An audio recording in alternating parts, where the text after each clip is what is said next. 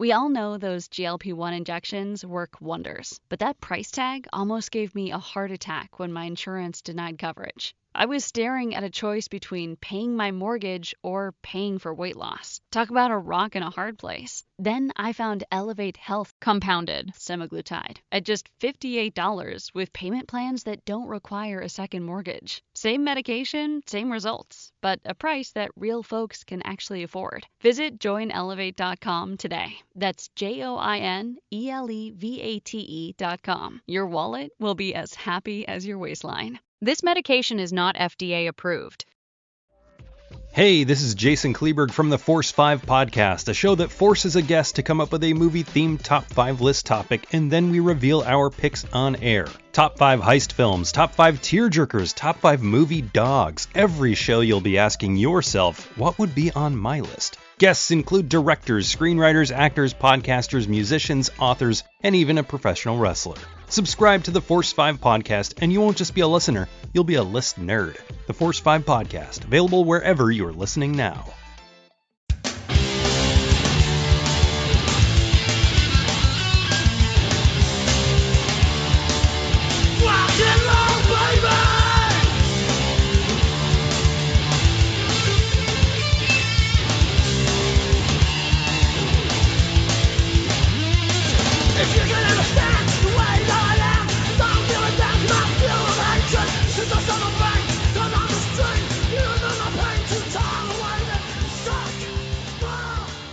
And welcome to the Kulturecast. I'm Chris Stachiw. Hey guys, I'm Marc. Oh boy, Marc.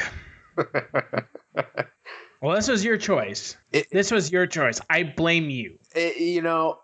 I've been begging for this movie for what, 3 months now? Since October, yeah. So yeah, 3 months. Yeah, you've been fucking begging. So today we're gonna be talking about Bloodsucking Freaks from 1976. Before we get to that, Marc, have you been watching anything this week? I put Law and Order down for a little while. I've been rewatching the old Gundam anime from 1970, whatever the hell, and rewatched Carlito's Way for the first time in about 10 years. So if you haven't seen that movie, it's that's a damn good movie. Sean Penn, Al Pacino. How about you? Nothing. Just preparing for some more for this month. So watching some movies for the Kulturecast and whatnot, but nothing really of note. So nothing that I'm not going to be talking about later in the month, if that makes sense. Oh yeah, we'll save it. So let's talk about Bloodsucking Freaks. Let's talk about Bloodsucking Freaks. Came out in 1976, directed by Joel M. Reed. The IMDb synopsis of the film is: Sardu, master of the Theater of the Macabre, and his assistant Ralphus run a show in which, under the guise of magic, they torture and murder people in front of their audience. But what the punters see as a trick is actually real. Sardu, master of the Theater of the Macabre. Blood-sucking freaks! Oh, now we're getting the proper reaction. Evil genius of pain, with the most bizarre machines and tools ever created to torture the body of woman. Yes, and torture, but keeping that once beautiful Since you body suggested alive. this movie, you've obviously seen it before. Yes. What are your thoughts on this movie? It's a really deep movie to answer such a vague question like that. I love this movie. It's bad. It's a terrible film. It is awful. I love it. It's so fun and campy and gory, and the dialogue is weird, and the violence is so over the top. The nudity is so over the top. It's hard to take a film. It's not like Cannibal Holocaust. I mean, it's the easiest thing to compare it to, but it's not like it in the same way that it's scary and gross. This is it's campy. I think that's really the best. If you're a fan of camp, you will love this movie. So you're saying it's not like Cannibal Holocaust in that it's not a good movie? Cannibal Holocaust is a terrible movie. Cannibal Holocaust is great. In like the worst way. I mean, I was disappointed that Cannibal Holocaust wasn't grosser. Because, I mean, it has this aura around it, of being the most grotesque, vile film ever made. And you watch it, and I mean, aside from, if I hadn't known that they actually killed a turtle, I don't think I would have been that grossed out by, I guess they killed a monkey too, but I don't think I'd be that grossed out by the movie. Which, what the fuck does that say about me? Well, I mean, everything else is just fiction, right? Yeah. What did you think about this? I don't think that this movie is good because I don't think most people would enjoy it. I didn't really enjoy it. I see why you enjoyed it in that, in that it's just kind of this over the top even it's an exploitation film. Oh yeah. At its core, it's ultimately an exploitation film. I don't know. Of the bad movies like this that I've watched, this one I think offers so little in the way of plot, and it just drags in so many spots that I was bored while watching it. Wow, really? I was bored while watching this movie because it takes these grotesque ideas like putting people in torture racks or pulling people's teeth out, or in one part, a woman gets her head drilled into and her blood is sucked out of her brain because that's where the title comes from. But it's like a joke without a punchline. It's like a joke that goes too long and then there's no punchline. You know what I mean? And that's my ultimate problem with this movie is with a movie like this, an exploitation movie, I shouldn't be bored. And I was bored. I mean, I was ultimately just really bored with this movie. I think, well, that scene in particular, I mean, that's kind of you're kind of going for the gusto talking about that. I mean, no, there's not. I mean, the book was better, I guess, is what.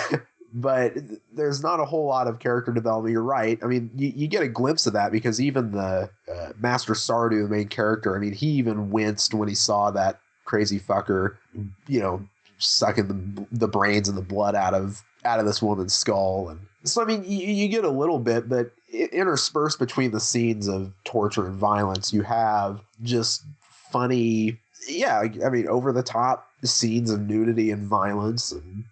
But the problem is that the movie if the movie like this movie does so little to keep me engaged for an hour and a half runtime, I ultimately don't care because all the interesting over the top gore, it exists every 15 minutes. It's not, I feel like it's an exploitation film that's trying to be an exploitation film, but it never really achieves success because it just really drags in a lot of spots. I mean, it's similar that style is similar to a slasher film of modern days. I mean, nothing happens for 15 minutes and then Jason shows up and kills somebody and then they go about their day. But at least when they're doing that, they're telling a story. Here, they're not even telling a story. Sure they are. The only story in this movie is one of the characters gets captured by Sardu and Ralphus, which forever will be your nickname now. No. She gets kidnapped by them, and then he's trying to convince her to dance in his final big performance. And that's the whole movie. I mean, that is the whole movie. No, Master Sardu is trying to he's hell-bent on convincing his audience that... but he doesn't have to convince them. That's like the whole first half of the movie are those two fuckers like arguing with him about, well, this is clearly fake.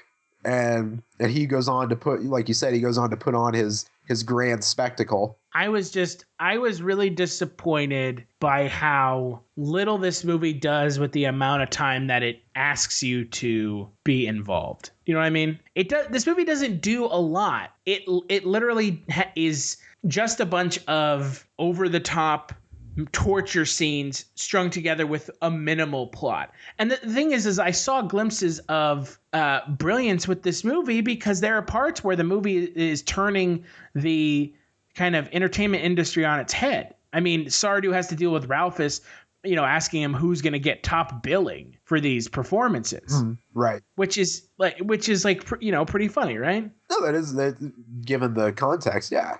Yeah. But they don't do enough of that. Have you ever wanted to dive deeper into the horror movies you love? Beyond the Blood is a horror podcast for fans who want more than just surface level screams. We do deep dives into the movies that shaped us, digging into director commentaries, behind-the-scenes stories, deleted scenes, and the special features that most people skip.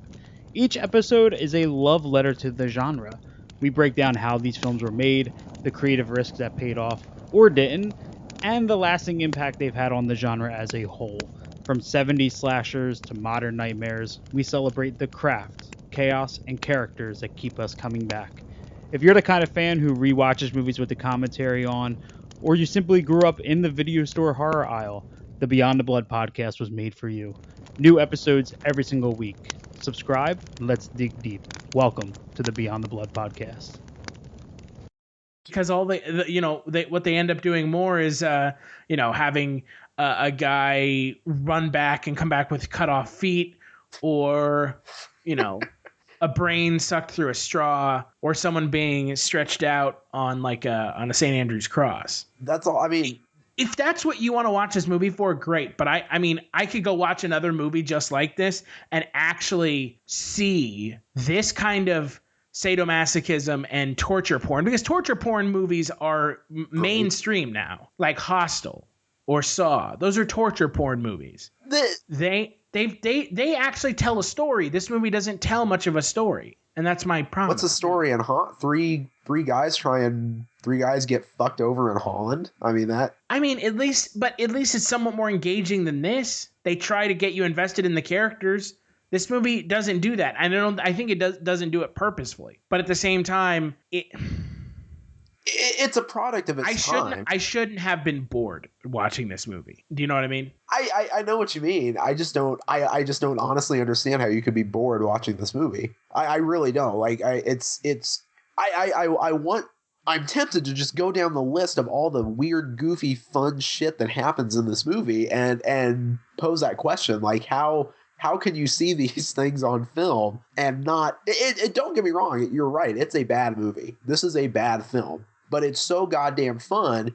I don't know of a film that I've seen on the list of our movies that, at least for me personally, better fits the bill of it's so bad that it's good. But these movies are so bad that they're bad. That's the thing. This movie isn't even redeeming in its badness. It's just, this movie kind of exists in... I feel like this movie exists in a vacuum of these exploitation movies from the late 70s that were trying to just one-up one another with how crazy they could go with the splatter gore. Oh, yeah, so you have absolutely. you have Cannibal Holocaust, and you have some other, cannibal exploitation movies, Cannibal Ferox, stuff like that. And you have this movie, and I feel like this movie is just trying to one-up all of those, and I don't think it can. It is a product of its time, definitely. You look at this genre, and you can even go further. I Spit on Your Grave, 180 Nights of Sodom, whatever that movie is. Salo. Yeah, Salo, yeah. That's a fucking... Let's watch that movie. That one's next. Coming to you next, the movie where people eat shit on screen. Yeah, I wasn't quite prepared for that. But hey, is it so bad that it exists in a vacuum? You can't compare The Amazing Spider-Man to Vanilla Sky, can you? No, but I ultimately feel like this movie's biggest failure for me is that it doesn't keep me engaged as part of the audience. And that, for a movie like this, even Cannibal Holocaust, even when it drags, which it does drag, yes, it does. Cannibal Holocaust is not above dragging. Even when it drags, it still keeps me engaged. What part of the film do you feel is the biggest detriment? It's not the performances, because the performances by Ralphus and Sardu are great. The performances by Seamus O'Brien and Luis de Jesus, are fantastic. They're over the top in the way that you want for a movie like this. I just feel like there are some parts of this movie where it really drags and nothing happens for 15, 20 minutes. And after watching it, I was like, okay, I've seen this movie. I will never watch it again because I'd rather watch a movie I'm not going to be bored watching. And this movie bored me. And maybe that says something about me being wholly desensitized to torture porn. But at the same time, I should not have been bored. I didn't even know. Do you agree? I agree that you should. Okay. I agree that you shouldn't have been bored. I'm surprised that you were bored. I was surprised I was bored too. That's the problem. Showing this movie to somebody, and I've seen this movie plenty of times. The first time I watched it, I fucking loved it, and I've watched it plenty of times since. And I understand that there's a good chunk in the middle after there's a scene where Sardu and Ralphus are drinking and they're throwing darts at this woman's ass on a dartboard, and like after that until the crescendo of the film, there's a part in there where, it kind of, you start playing with your phone, you just kind of lose interest a little bit. So no, I can totally understand that. But aside from that dull in the middle, I know this film has a lot to offer in terms of, and I guess that's where the difference lies. I mean, at the time, I'm sure this film was not produced as a comedy. I mean, it's kind of like, it's not as bad as, obviously, but I mean, it's kind of like Plan 9 from Outer Space. You watch the film now and it's fucking hilarious. It's the funniest goddamn thing you'll ever see. Very obvious that it was not a comedy. This movie kind of for me is that same, has that same appeal. It's fun because it's so bad and over the top. I'm telling you, man, I wanted to like this movie. Like I did, because it seems like it's right up my alley. Yeah, unfortunately, but unfortunately, when I sat down to watch this movie and I started watching it, I could not stay engaged with it because of how boring it got in some of the scenes. Did you usually, when you watch movies, you close YouPorn? Did you do that?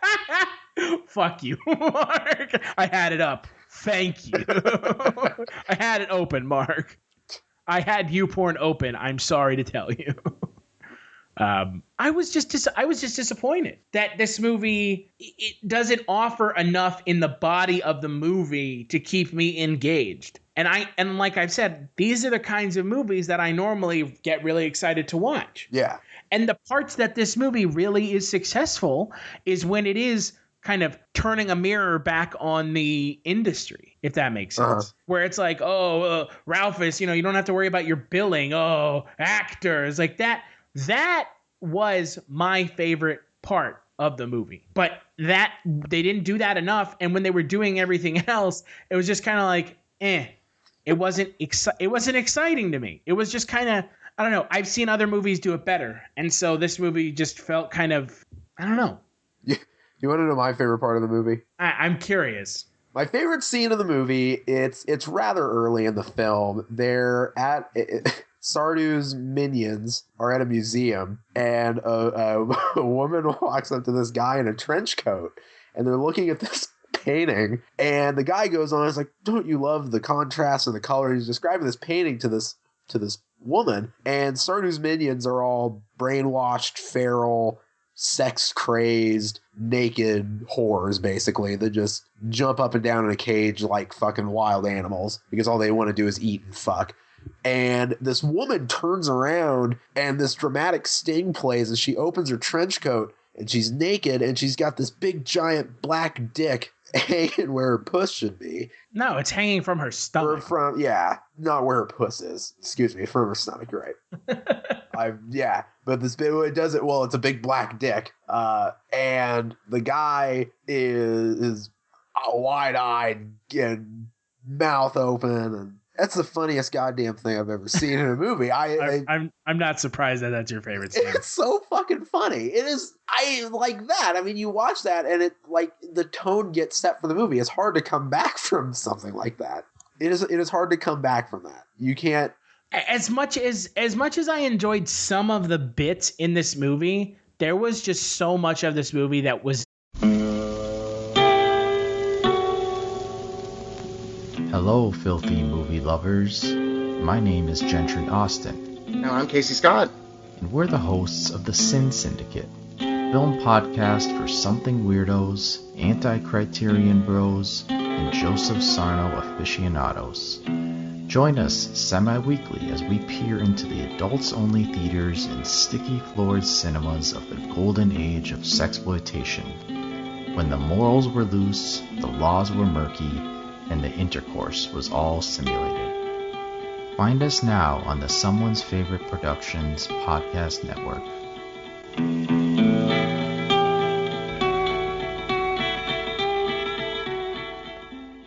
It's not good for me and didn't do enough to keep me engaged that the good parts aren't ultimately worth watching this movie for, if that makes sense.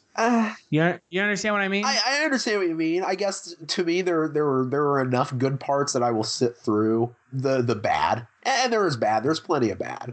But the museum scene, the part with the drill, the dartboard, the ending, the ending. The ending is bizarre. It is insanely bizarre. Spoilers. Where she's eating a penis po' boy sandwich. Yeah. And that's like the final shot of the movie is a penis in a sandwich, and it's like it zooms in on the dick in the sandwich. It just says the end. It's a severed dick. It's a severed dick. It's a po' boy. There's like lettuce and shit on it. It looks. Maybe it's like a grinder. Maybe it's not like a po' boy. Maybe it's like a grinder sandwich. The fact that it holds still on the sandwich, and it does the title card comes up the end, and it doesn't say the end ? Because I was hoping the penis would get like a spin-off, but the really redeeming factor of this movie for me is the two performances that I mentioned, and I want to talk about the performances in this movie because Seamus O'Brien as Sardu is the best part of this movie. Oh yeah, absolutely, hands down. Yeah, no argument here. Yeah, he's really good. And I don't think if they had someone else in that role, it would have been nearly as successful of an exploitation film. Oh, I agree. Because his character, you need that character who adds the camp when necessary, but he's ultimately playing it straight. You agree with that, right? Yeah. He's playing it straight. And that, I think, is my favorite part about this movie, is that he is able to transition between the two kind of at will. And I believe it when he's being the sadist or he's just being a dick. I believe it either way, if you get my drift. The parts where he's just being a dick, they don't feel out of place. They don't feel out of place versus the exploitation aspect of the film. Right. If that makes sense. And Ralphus, I mean, there's a character right there. Ralphus. That's something. He is a midget who eats people's eyeballs. Yeah. And is as much a sadist as the other character Sardu is. Yeah, that's pretty much. I never got the sense that he was any less of a sadist. I mean, yeah, he's kind of like his lackey, but he's still as much a sadist as Sardu is. Oh yeah. Had the character been given more screen time, I mean, you would have screen time in a leading role. You would have seen him do some of the same gross shit that Sardu did. I agree.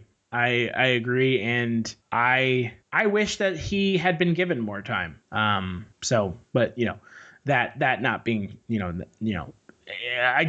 I wish that the Ralphus character was more. They had focused more on Ralphus and Sardu and not focused on the other kind of storyline in the movie that has the ballerina character of Natasha kidnapped, and her football player boyfriend Tom is trying to find her, and he enlists a corrupt cop to do so. I wish they hadn't focused on that, because that was the most boring part of the movie. Yeah, I would agree with that. I mean, it does kind of just go nowhere. And it's not even interesting either. It's not an interesting storyline. It's just kind of it ultimately falls flat, and I never felt like it went anywhere. And I feel like, and I think you can agree with me that storyline exists for that 2-second payoff at the end of the movie. Yeah, and it's not even with her character that the payoff that I'm talking about. Yeah, it's the character of it's the character of hold on, what am I trying to say here? That payoff at the end of the movie doesn't even involve her, except for her smashing him over the back of the head with a hammer. Right. She's not the one eating the penis sandwich. Nothing. She just like kills him and runs off because she's essentially been brainwashed. She's not even essentially brainwashed. She is brainwashed into being his like one of his new minions. Yeah, I guess I mean, you can't just have a room full of naked feral whores. I mean, they have to get theirs too. So I guess that's what the sandwich comes into play. But then again, I mean, it would have been interesting to see what happens then to this room full of crazy whores. I mean, do they, run amok on the city or? I didn't think about that at the end of the movie. I didn't really. These are the things care. I think about. What happens in the sequel? I care. I did like the turning the kind of mirror back on entertainment aspect of this movie, but I really didn't like. It's okay. I didn't like pretty much everything else. Wow. Did you like the? That makes me sad. That makes me sad. Did you laugh at the penis in the museum? Please, I mean that this is going to. I was more like, holy shit! Like, what the fuck is going on here? It's a shocking movie, that's for sure. Oh yeah. But that's the point of the movie, right? Yeah, absolutely. I mean, it's not for everyone. That's for sure. And it's like you said, it's not for everybody, but that's not a bad thing. No. No, it isn't. And like I said, I wanted to like this movie. I really did. You know me. I wouldn't go into a movie expecting not to like it if one of my friends is vouching for it. Yeah. But I do think that this movie stumbles in a lot of spots where films that are better than it don't stumble, if that makes sense. I can. There are other exploitation slasher gore films, gore fests, that do not lack the story or kind of not the drive, because I think that's a little bit more insulting, but the film needed a little bit more of a story that kept me engaged. And when Sardu's not on screen, the film really struggles. And I think you can agree with that. I actually would agree with that. Anytime he's not on screen, anytime the character of Sardu is not on screen, this film struggles. It struggles to be entertaining. It struggles to do anything other than just have these auxiliary characters that we really don't care about. And one of them who's introduced like at the end of he's introduced in the last 20 minutes of the movie. Yeah. The character of Tucci, the police officer. I mean, he's literally introduced at the end of the film. Yeah. Yeah, it is. It's kind of like the professor in Rocky Horror, who just shows up randomly at the end of the movie. Yeah, but the professor in Rocky Horror is one of the best characters in the movie. How dare you? How dare you? Maybe. He's better than this character in this movie that seemingly exists to get his comeuppance. His character, like, they never fully commit to him being a bad guy or a good guy. And I was like, okay, whatever. I don't really care about this character. So if he dies, great. If he survives, great. It seemed in real life like it was kind of a late addition to the story. Yeah, it did feel very shoot. He didn't even need to exist. No, not really. Yeah. But I think that when this movie is doing kind of the Grand Guignol performance art, where they're like, the beginning of the movie really, I think, is indicative of this entire film, where Sardu's like, if you think that this is fake and it bores you, then imagine that it's real, and that if this disgusts you and you're disturbed by it, then imagine that it's fake. That, I think, is pretty much this whole movie summed up. You know what I mean? Yeah. When you put the storyline in those terms, I mean, that would have been kind of a cool theme for them to have run with, actually. And I feel like they knocked on the door of that, but they never committed to it. And that was the ultimate disappointment here, is that by them not committing to it and exploring that a little bit more, it failed. And they could have explored it more because they brought it up. You know what I mean? They brought it up. If they had never brought it up, I might have been less disappointed with this movie, because they didn't broach a topic and then go nowhere with it. That makes sense. Yeah. Oh yeah. They broach this topic, they go nowhere with it, and they actually hurt themselves more by broaching this topic and doing nothing with it than if they had just left it be. It is a little bit of a red herring. You are kind of, I've never really looked at it in those terms, but yeah, you're absolutely dead on. Yeah. And I think that is my ultimate problem with this movie is when it decides to do something interesting, when it decides to, it's great. But when it just kind of goes through the motions of, oh, look, isn't that crazy? They're throwing darts at this woman's asshole. Isn't that crazy? Isn't that shocking? That's not really that interesting. And again, if you're going to broach the topic, go for it. Don't just say, hey, we're going to talk about it and then not talk about it past, just a mere scratching of the surface. No, that's a great point, actually. Yeah. That's my real problem with this movie, is that there are those glimpses of brilliance, but they're so drowned out by just, oh, look, he's drilling a hole in this woman's head and sucking her brains out. You know what I mean? So, but I think that's the ultimate success and failure of the movie, are those kind of two things. Is that it is an exploitation movie, but it does have those kind of really interesting kind of aspects to it that are never really explored. So. Also should point out that the woman who played the ballerina and the actor who played Sardu were both murdered after the film came out. Yes, sadly. Yeah. The actor who played Sardu was stabbed by a burglar, and then Viju Krem was shot on like a hunting trip, which kind of added to the notoriety of the film. I do want to ask you though, what the fuck is the poster for this movie, and why does it have nothing to do with the movie? I don't know. There's like a mutated man's face. Like it never goes anywhere, right? Like that never is in the movie. No, none of that is in the movie. Yeah. And I was like, what is this? What is this? Like, where's this coming from? The closest that you come to that is the brain scene. I mean there's a lot of gross shit in the movie. I mean, there's a lot of like weird gross shit in the movie. The skull being crushed and at one point Sardu eats a meal off of a woman using her as a table.